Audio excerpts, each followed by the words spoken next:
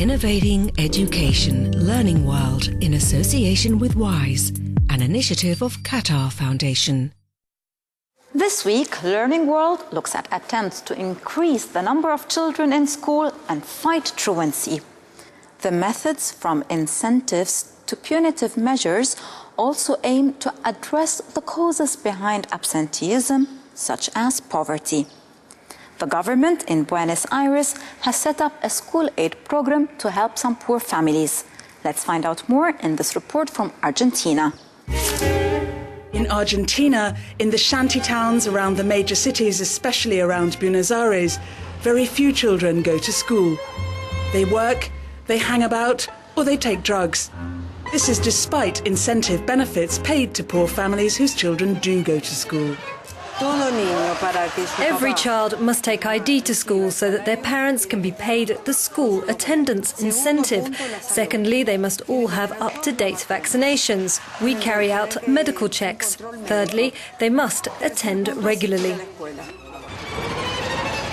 Incentive payments of €37 are made for around 3.5 million children every month.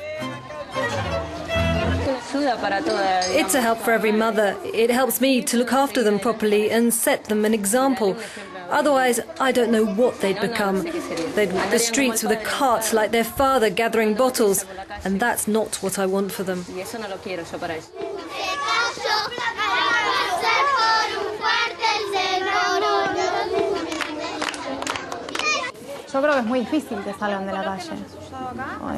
I think it's very difficult for them to leave the streets, mainly because on the streets they pick up vices so fast. The street is aggressive. You have to learn to survive. These children just learn to survive. Thanks to their incentive payments, children from poor backgrounds can now not only get an education, but healthy school meals. I have 11 brothers. My mother gets incentive payments for all of them. They all go to school except the 2 babies. They all go to school. Later, I'd like to be a fireman, a policeman, or a lawyer.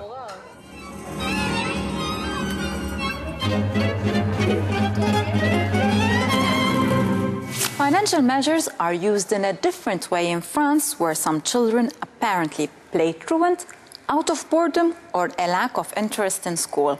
The government hopes that removing some social benefits from families whose kids skip school could cut the number of absent pupils. Let's have a look. Jacqueline's 13-year-old son often misses school because he has asthma and takes cortisone, which makes him put on weight.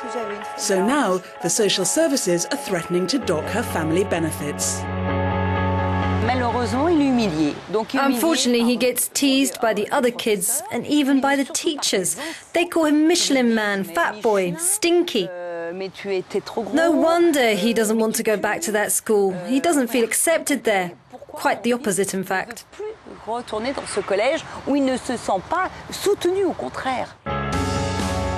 The French government has ruled that child benefits will not be paid for children who are absent from school for more than 4 half-days a month without justification.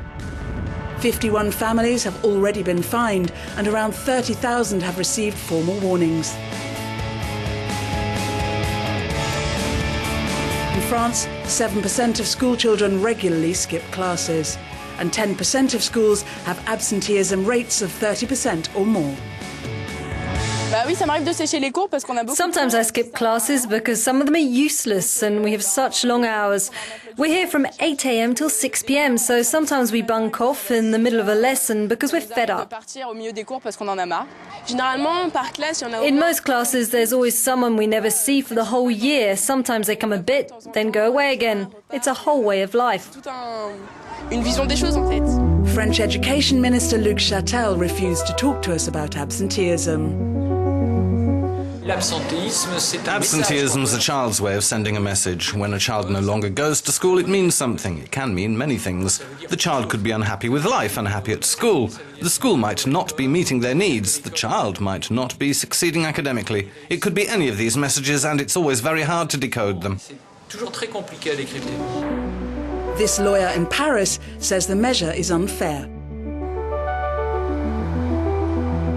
Je pense qu'il faut avant tout, quand il y a des I think that when you have children in difficulty who will become absentees from school, they need extra help all through their schooling.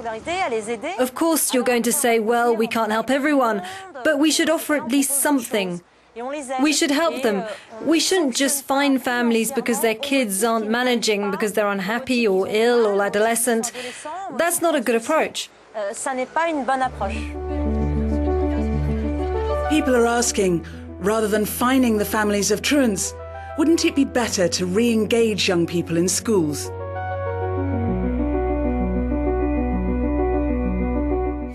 A well-fed child is a well-read child. That's the thinking in Ethiopia, where food security is a major problem.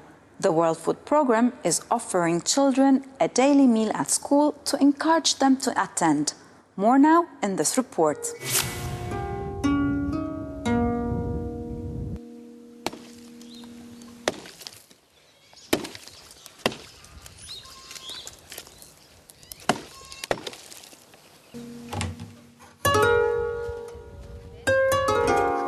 In rural Ethiopia, many children miss out on education because their families are still herders and follow their animals as they search for grazing land and water.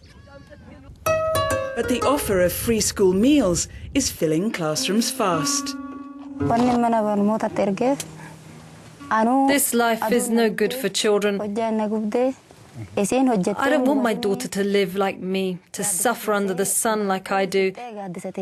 Life is very hard as a herder. I want my daughter to have a better life, to go to school. And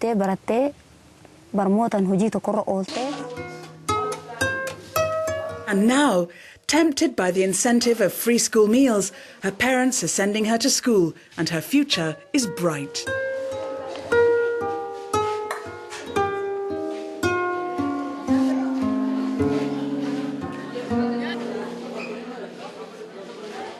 I see every day that my mother and father have very difficult lives. As herders, the work is very tough. My mother has to fetch water and wood and look after the children. My father has to take care of the goats, sheep and cattle. I don't want this life when I grow up. I want to finish my education and get a good job. And because of this free meal, I'm able to do that. Providing free school meals in regions like these is part of the drive towards meeting the Millennium Development Goals. Herders don't stay in one place all the time. They're constantly on the move. When both parents move on, the children are often left behind to take care of themselves. But now parents know that while they're away, their children are going to school and getting at least one meal a day.